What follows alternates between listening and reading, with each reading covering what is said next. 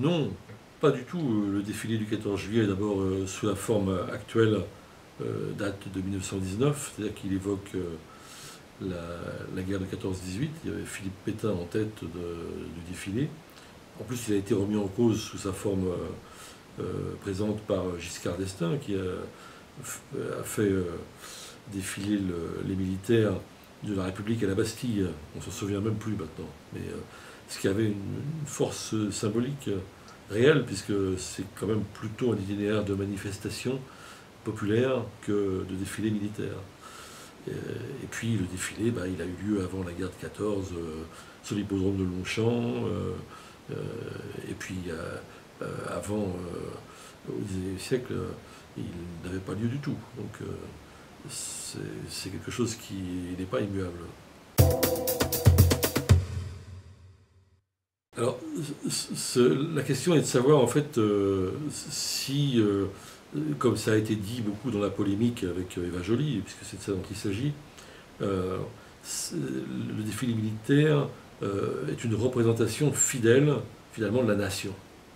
Et moi, je conteste tout à fait cette approche, parce qu'on voit de plus en plus, évidemment, des instruments de très haute technologie qui sont fabriqués par Dassault, par Lagardère, Matra, etc. J'ai peine à penser que ce soit là l'héritage fidèle et direct des soldats de l'an 2, de la levée en masse, des soldats de Valmy, le peuple en armes, etc.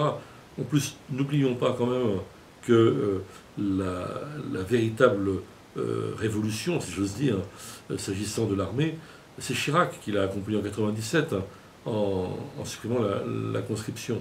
Alors, qu'on ne nous fasse pas croire quand même que le défilé de chars, d'avions, de rafales, etc., qui incarne à la fois les grands groupes industriels, la concentration industrielle, souvent des affaires très glauques de corruption, c'est l'incarnation idéale de la liberté, de la fraternité.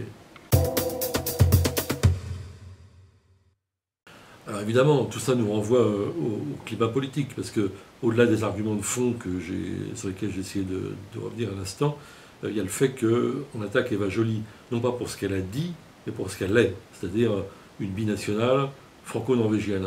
Et on la renvoie, si j'ose dire, à Oslo. Ça, par contre, c'est pas du tout conforme aux valeurs françaises, justement, c'est-à-dire de respect de l'immigration, des identités composites et de la binationalité. Ça s'inscrit tout à fait dans le sillage de ce que propose le Front National, et qui a hélas été repris par Claude Gohagen, un député de l'UMP.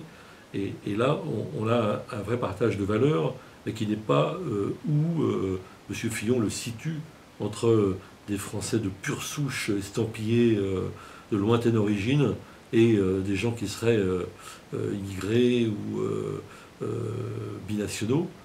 Mais ce sont des valeurs morales et philosophiques. Et là, effectivement, il y a un vrai antagonisme et un vrai désaccord avec M. Fillon.